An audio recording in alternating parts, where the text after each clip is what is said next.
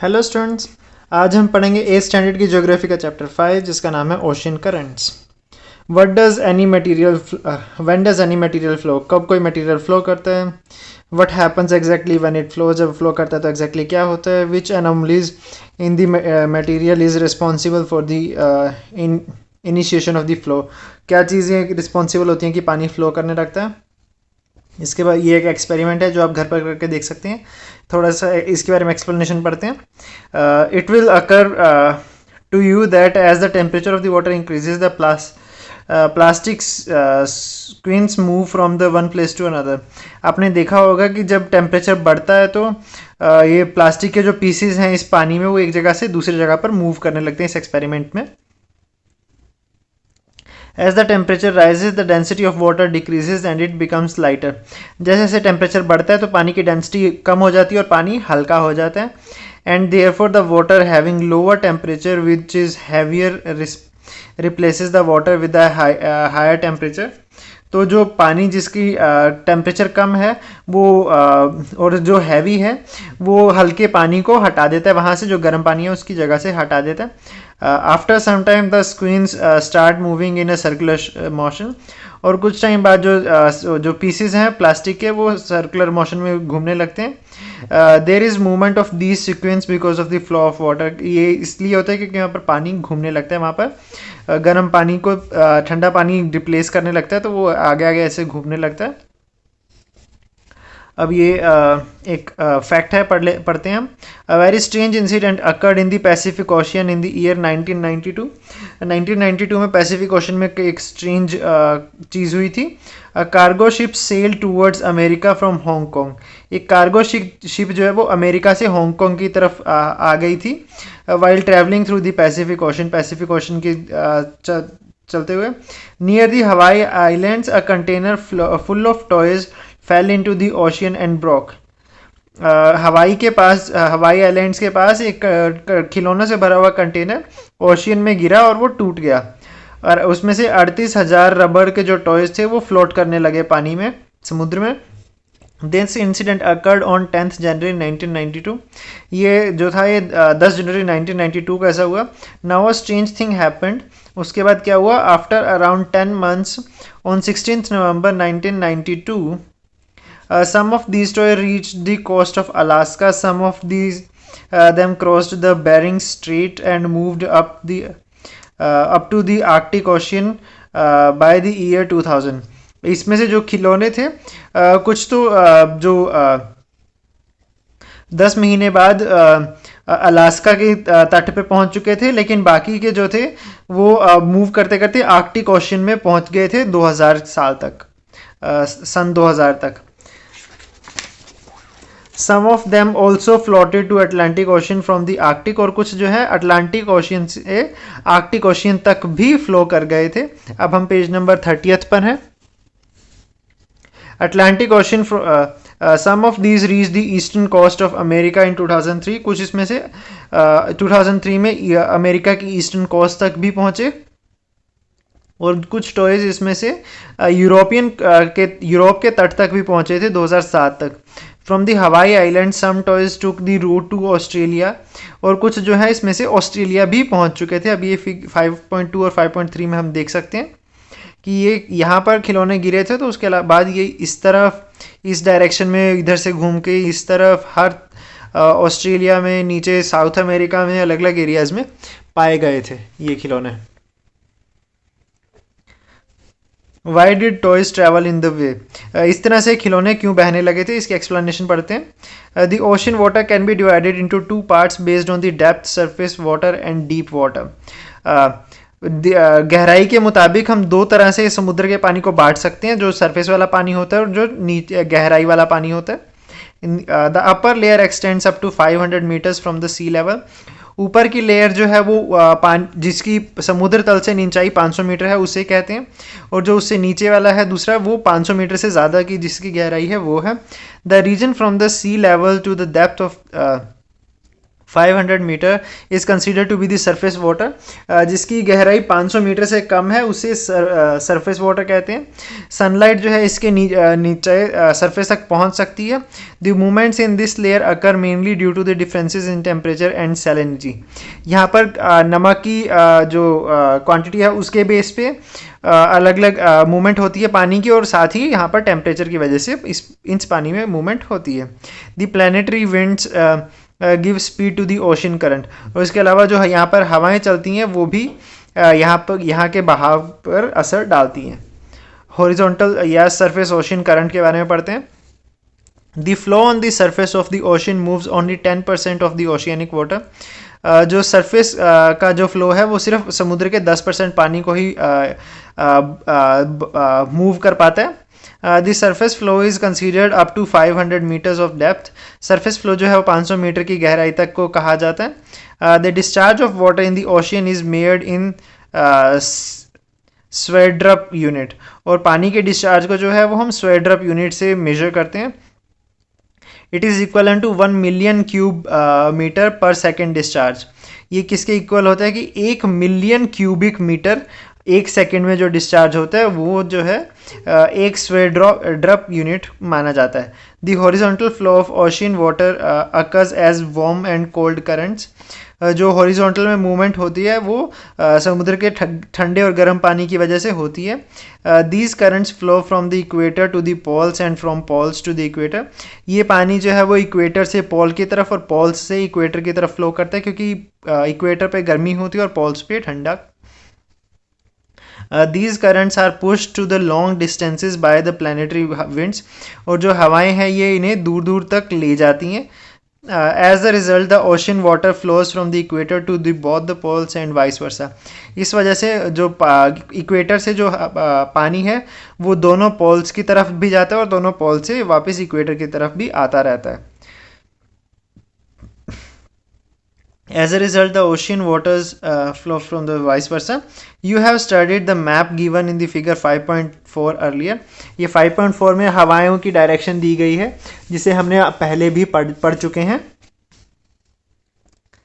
Study the map again and answer the following questions. कुछ questions पूछे गए हैं इसके बेस पे, इस मैप के बेस पे हमें उनका आंसर देना है। What are the major types of ocean currents. Ocean currents के मेजर टाइप्स कौन कौन से हैं? Okay, and what do you call the currents flowing from the equator to the poles. जो इक्वेटर से पोल की तरफ जो पानी बहता है उसको हम क्या कहते हैं? अब हम पेज नंबर 31 पर हैं। What do you call the currents flowing from the poles to the equator, और जो पोल से इक्वेटर की तरफ बहता है पानी उसे हम क्या कहते हैं? When the currents are moving in a circular manner, what difference is visible in their direction in northern and southern hemisphere respectively. जब ये पानी जो है सर्कुलर मोशन में मूव करने लगता है तो साउथ और नॉर्दर्न हेमिस्फीयर में इसका क्या असर देखने को मिलता है? What might happen at the places where these currents meet. जहाँ पर ये दोनों मिलते हैं वहाँ पर क्या होता है? when two different types of currents meet along the coast, then what type of human settlements and occupations are seen। जहाँ पर ये दोनों करंट मिलते हैं समुद्र तट पे, वहाँ पर किस तरह की लोगों की सेटलमेंट्स और वहाँ पर लोगों का मेन इनकम का सोर्स क्या देखने को मिलता है, इन सब क्वेश्चंस के आंसर के बारे में हम पढ़ते हैं। We have studied that ocean currents are formed due to the difference in temperature। हम पढ़ चुके हैं कि जो समुद्र का पानी है वो एक जगह से दूसरी जगह क्यों बहता है? टेम्परेचर की वेरिएशन की वजह से, टेम्परेचर के डिफरेंस की वजह से, डेंसिटी की वजह से और प्लानिटरी विंड जो हवाओं की वजह से। In addition the following reasons are also responsible for the direction of flow of ocean currents and their velocity. इसके अलावा और भी बहुत से रीज़न है जो इसकी समुद्र की पानी की डायरेक्शन पे, लहरों की डायरेक्शन पे और उसकी स्पीड जो है वो डिसाइड करते हैं, जो कि पहला कारण है rotation of the earth. Because of the rotation of the earth the ocean currents move in clockwise direction in the northern hemisphere and in anti-clockwise direction in southern hemisphere। धरती की रोटेशन की वजह से नॉर्दर्न हेमिस्फीयर में ये clockwise घूमते हैं, जैसे हम यहाँ पर देख सकते हैं ये क्लॉकवाइज इस तरह से रोटेट कर रहे हैं, और साउदर्न हेमिस्फीयर में ये एंटी क्लॉकवाइज रोटेट करने लगते हैं धरती की रोटेशन की वजह से। नेक्स्ट क्या है, कॉन्टिनेंटल स्ट्रक्चर की वजह से according to the alignment of the coast line the direction of the ocean current changes.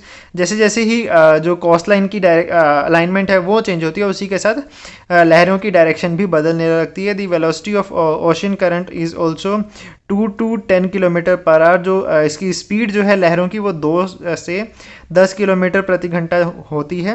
The ocean currents are divided into 2 types, cold currents and warm currents. 2 तरह से इनको बांटा जाता है समुद्री लहरों को, ठंडी लहरें और गर्म लहरें। Effects of ocean surface current on human life, इंसानों की लाइफ पे इसका क्या असर पड़ा है इन लहरों का। Ocean currents specially affect the climate of the regions having proximity to the sea. जो समुद्र के पास वाली जो एरिया है वहाँ पर इन लहरों का मौसम का, इन लहरों की वजह से उस एरिया के मौसम पर काफ़ी फर्क असर पड़ता है। In cold regions where warm ocean currents flow, जिन एरियाज़ में ठंडे एरियाज़ में गर्म लहरें बहने लगती है, क्लाइमेट बिकम्स वार्मर, वहाँ का क्लाइमेट जो है वो गर्म हो जाता है। In some regions the amount of precipitation increases, जिसकी वजह से वहाँ पर पानी जो बादलों में जो पानी की क्वांटिटी है वो बढ़ जाती है, हवा में पानी बढ़ जाता है। For example the warm ocean currents flowing near western Europe, southern Alaska, southern Alaska and Japanese coast reduce the intensity of the winters there and make them warmer। इसी वजह से जो वेस्टर्न यूरोप है, सदर्न अलास्का है और Japanese जो coast हैं उनके आसपास जो है वो ये हवाएं जो है वो ठंडक को कम करके इन एरियाज़ को गर्म कर देती हैं। As a result these ports do not freeze in winters, इस वजह से यहाँ पर सर्दियों में ये एरिया नहीं जमते पोल्स के पास होने के बावजूद भी। Had ocean currents been absent, the ocean water would have remained still। अगर समुद्री लहरें ना होती तो समुद्र का पानी एक ही जगह पर खड़ा रहता। In such waters the biotic components would have been devoid of food, जिसकी वजह से समुद्र के अंदर रहने वाले जो जीव जंतु हैं उनको खाना ना मिल पाता, खाने की कमी हो जाती। Consequently marine life and its ecosystem would have been limited in its extent, जिसकी वजह से जो समुद्र में रहने वाले जीव जंतु हैं वो बहुत ही कम हो जाते, उनकी क्वांटिटी और उनकी लाइफ जो है वो बहुत ही कम हो जाती। In regions where cold and warm extents currents meet, plankton, vegetation, algae etcetera grow. जहाँ पर ये गर्म और ठंडी लहरें मिलती हैं वहाँ पर एल्गी, प्लैंकटन और वेजिटेशन जो है वो उगने लगता है। This is food for the fish, जो कि मछलियों का मेन खाना है। Therefore fish come here in large numbers and breed, इस वजह से यहाँ पर बहुत बड़ी क्वांटिटी में मछलियाँ आती हैं और ब्रीडिंग करती हैं। This has in turn led to the formation of large fishing grounds, जिसकी वजह से बहुत ही बड़ा फिशिंग ग्राउंड इन एरियाज़ में बन जाता है। Grand Bank near the northern American coast in Atlantic Ocean and Dogger Bank near European coast are some of these examples। North America coast के आसपास अटलांटिक ओशियन में और डॉगर बैंक जो है यूरोपियन कोस्ट के आसपास, ये इस के ही एग्जाम्पल्स हैं। with respect to the water transport too, the ocean currents are very important। water transport के लिए भी समुद्री लहरें बहुत important होती हैं। if the transportation is done according to the flow of ocean currents, the speed of the ships increase and the fuel is saved too। अगर हम जो है जो पानी के जहाज़ जो हैं वो समुद्र की लहरों की दिशा में चलाने लगते हैं, तो इसकी वजह से जो जहाज़ों की स्पीड जो है वो बढ़ जाती है और उसकी वजह से फ्यूल जो है वो कम लगता है। Near the coast where the current cold current flow, जिन तटीय क्षेत्रों में ठंडी लहरें बहती हैं वहाँ पर प्रेसिपिटेशन जो है वो कम होती है, जैसे कि पेरू में हो गया, चिले के हो गया और सदर्न वेस्ट अफ्रीका का जो डेजर्टेड एरिया है वहाँ पर। At places where the cold and the warm currents meet thick fog is formed, जहाँ पर ठंडी और गर्म लहरें मिलती हैं वहाँ पर बहुत ही गहरी फॉग इकट्ठी जम जाती है और इस फॉग की वजह से ट्रांसपोर्टेशन में दिक्कत होने लगती है।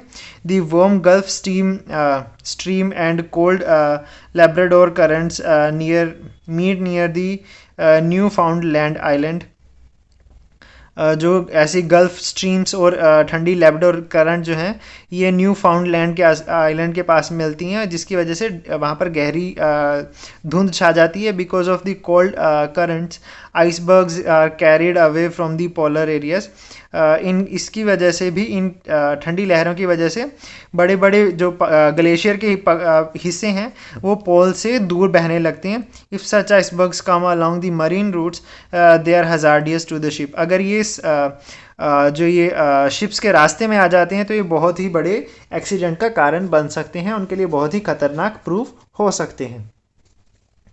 अब डीप ओशन करंट के बारे में पढ़ते हैं. जब वो पानी की गहराई जो है वो 500 मीटर से ज़्यादा हो जाती है किसी एरिया में, तो उसे हम डीप ओशन करंट कहते हैं. These currents are formed due to the differences in temperature and density of the water in different parts of the ocean. ये करंट जो हैं, ये लहरें जो हैं वहाँ के टेम्परेचर की वेरिएशन की वजह से और पानी की डेंसिटी की वेरिएशन की वजह से बनती हैं. This is known as the thermohaline circulation. इसे थर्मोहेलिन सर्कुलेशन कहा जाता है.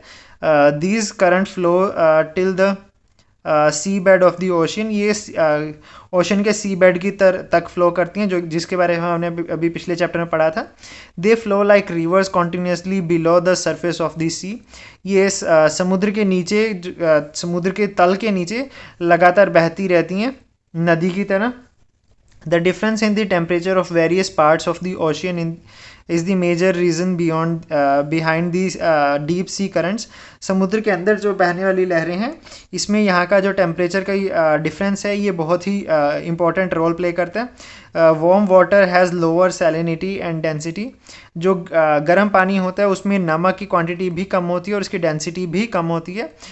Such water comes to surface of the sea. और ऐसा पानी जो है वो समुद्र के तल तक आ जाता है. ठंडा पानी जिसकी डेंसिटी ज़्यादा होती है वो नीचे चला जाता है. This movement causes the deep sea water current, जिसकी वजह से डीप सी में लहरें बनने लगती हैं.